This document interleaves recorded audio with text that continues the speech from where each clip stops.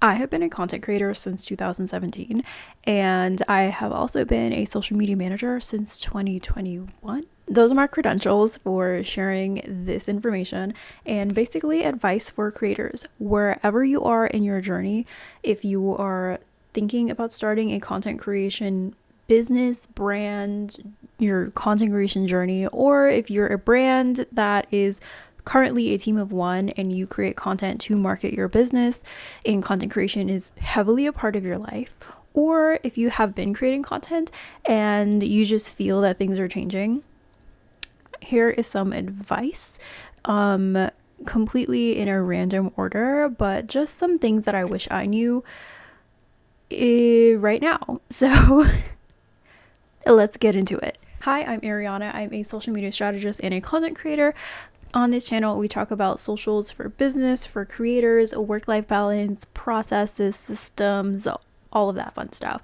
If conversations and content like that interest you, I highly recommend subscribing. So we're going to get into the first piece of advice that I have for you as a content creator and advice for creators or anybody that creates content. And it is that your workflow is what keeps you consistent. It's not motivation. It's not even going viral overnight. So pick something that you can stick with.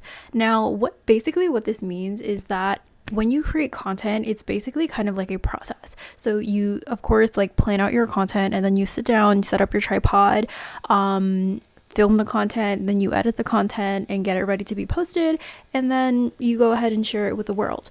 Now, this is what is going to keep you consistent, and not having the motivation to get up and set up your tripod or get up and edit your videos.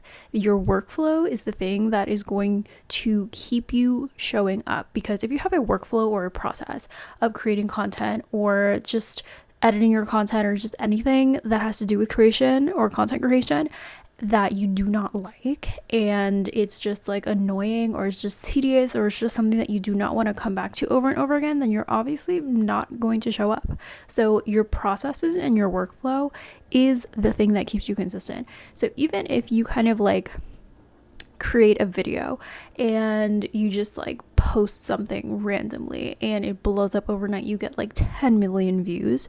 If that's not something that you can consistently keep up with creating, then you are not going to stay consistent. And content creation is a consistency game. I'm sure you've heard this over and over and over again, but it is. So no matter what your goals are, whether you're a business owner and you want to market your business by creating content to get more sales consistently, or if you're a creator who wants to build their community and eventually work with brands, you're gonna have to show up every single day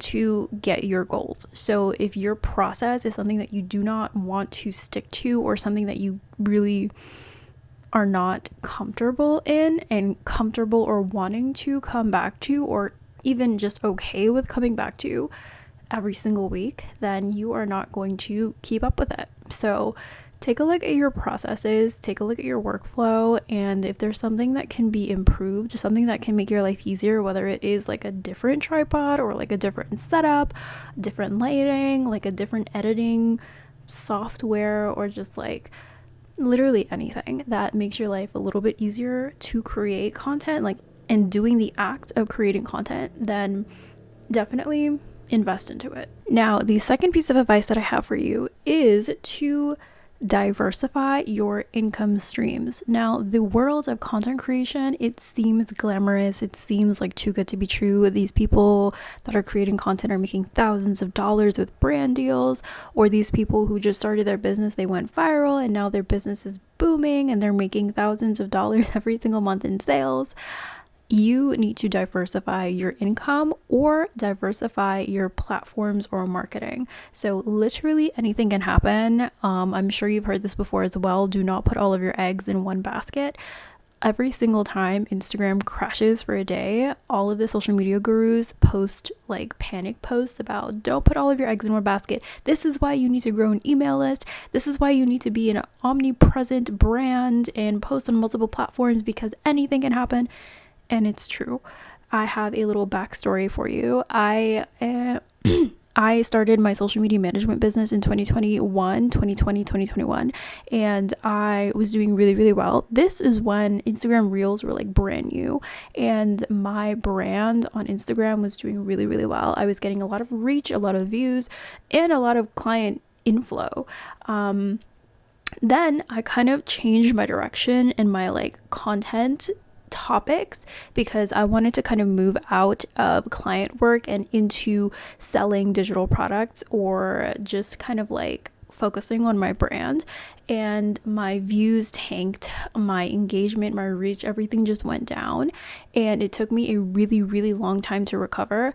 And in that like space of like downtime, I was not reaching people and I wasn't getting the same amount of like inflow in client inquiries as I was before. And at the time I was only focusing on Instagram, so that was literally my main marketing platform, and it was really, really hard. So I highly recommend diversifying your income or even diversifying where you post content. So of course you can focus on one place in the beginning and kind of try to get your flow going, stay consistent, keep practicing, and figure out what content works for you on a specific platform and grow your main account, I guess, on one platform. But as soon as you do that, I highly recommend moving on to the next, or even just integrating a different platform into your workflow. So as a person whose main brand account is on Instagram for my social media strategy business, my TikTok is full of kind of like casual content that is repurposed content from Instagram, or even just like a strategy that is much easier to kind of keep up with than Instagram. So just to kind of give you an idea, or just to kind of break it down even further, my Instagram content is a lot more energy focused. There's a lot more thought that goes into all of that content that I put on Instagram, and then I take that content and I post it on TikTok. And the content that's not on Instagram that is on TikTok is like very low effort, low energy content, and it's just to kind of keep that active and that account active. And I'm also still kind of testing different content formats or topics on my TikTok account that is going to kind of get me more reach there. But I have been posting on TikTok for quite a while, and this is me posting on YouTube and trying to grow my YouTube channel for this brand as well.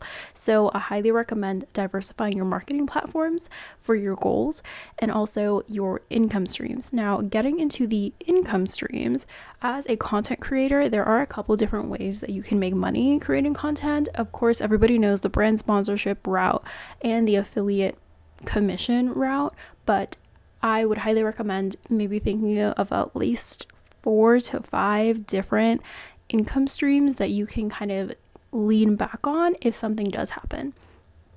And this is not to give you more work or more things to like worry about, but this is like super important, because if you want to be a full-time content creator and you want to make this your job, money is very important.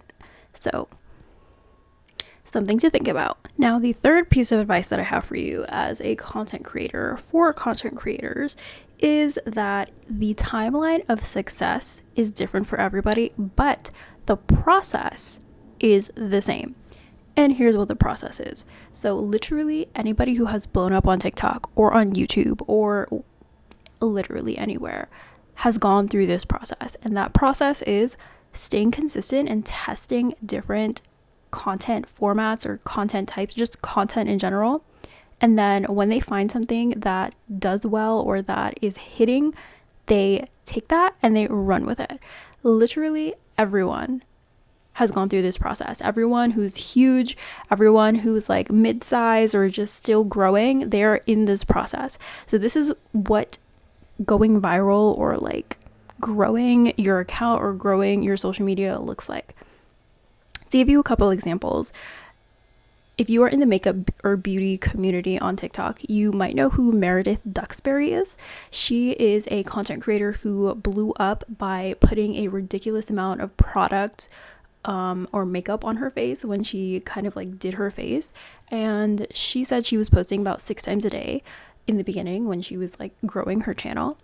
And that crazy kind of like rage bait or like clickbait type of content did really, really well for her.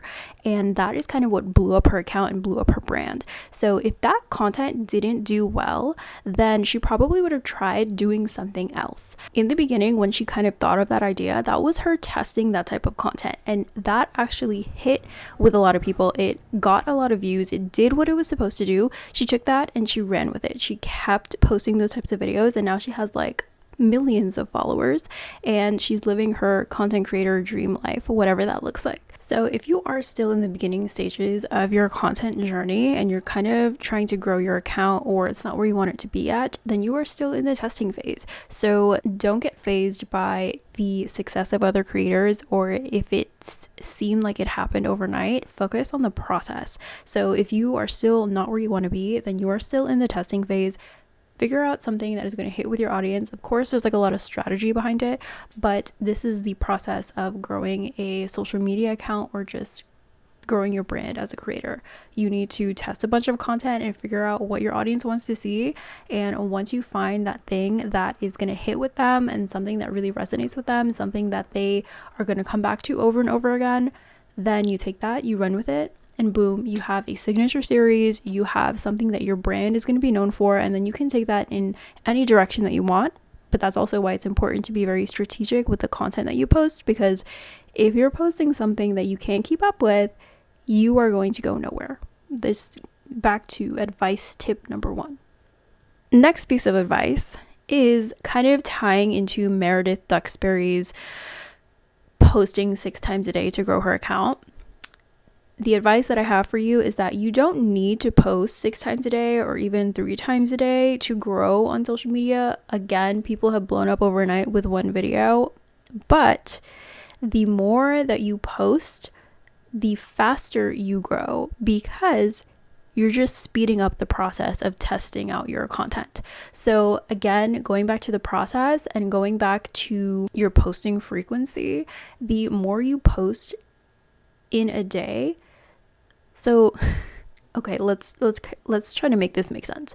If you post once a day, right, for 6 days out of the week, then you are posting 6 pieces of content for that week that you can kind of get data from to see what is going to do well, to see where your content direction is and like what your audience wants to see, just to get data from. Like, you're in the testing phase, right?